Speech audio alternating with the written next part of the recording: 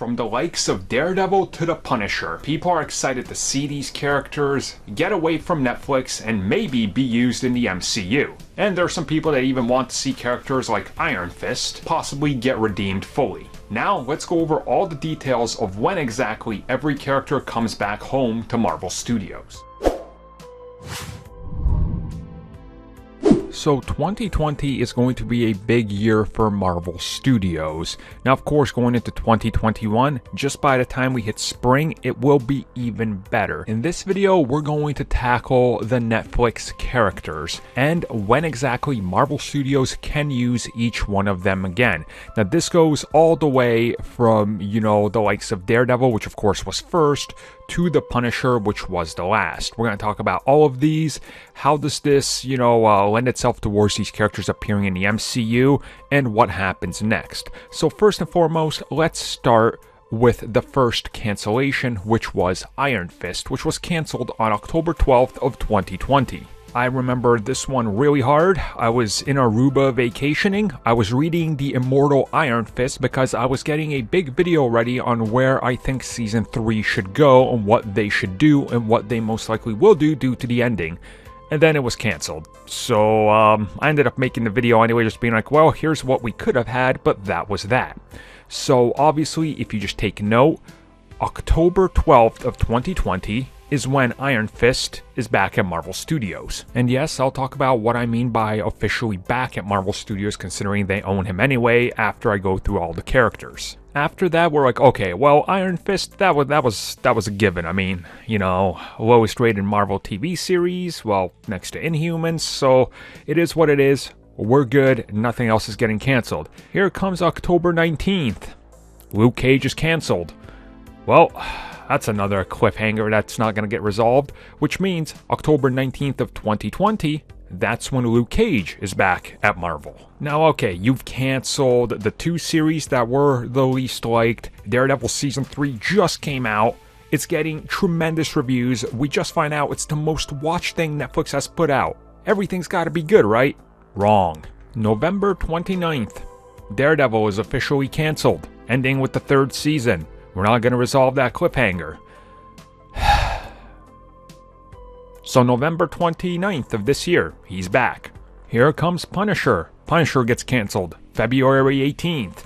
Okay, so February 18th of 2021, that's when the Punisher frees up for Marvel. And before it ever got to start even airing its third season, Jessica Jones was officially canceled, which means February 18th also, right along the Punisher, that's when it was canceled. Which means, yes, Jessica Jones also frees up on that date. Although there's some conflicting stuff out there in regards to Jessica Jones. It could be a little bit longer due to when it aired, but we don't have all the facts here. But let's go with that just because. Okay, so what do I mean by now they're back at Marvel Studios and Marvel? Well, Marvel had an interesting partnership with Netflix. They were produced by Marvel. Marvel TV was in charge of everything. Netflix was the distributor. They were in charge of how it gets to people. They distributed the product. This is commonplace pretty much everywhere. I mean, look at Gotham, for example, on Fox. Warner Brothers did that show. That's a WB show. Fox, the rival, was the distribution platform, so they had a hand in it. Same thing happens with Netflix. They were directly, bound up with contracts with these characters. So as we learned since, these characters, because they were officially Netflix characters, quote unquote, they could not appear in Marvel Studios properties otherwise, such as the films, which is why they didn't. They weren't allowed to use them unless they wanted to buy out certain contracts, which would just cause another headache and be a legal battle, because Netflix would want to go back and forth and get a share of the money more than likely, which is why it didn't happen. So it was just a waiting game. And now that the contracts have, been all nullified, everything was canceled, there's a waiting period. This happens in sports, this happens with other things. When things are over, you have a certain hold clause on certain things that can't happen.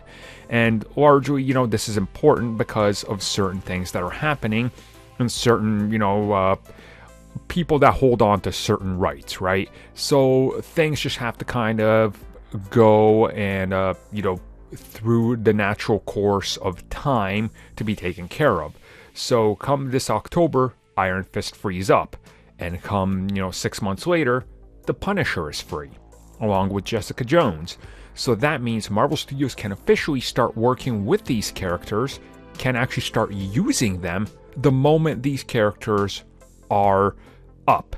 Let's say they go back to shooting Shang-Chi, for example, in the fall, which is what they'll be doing.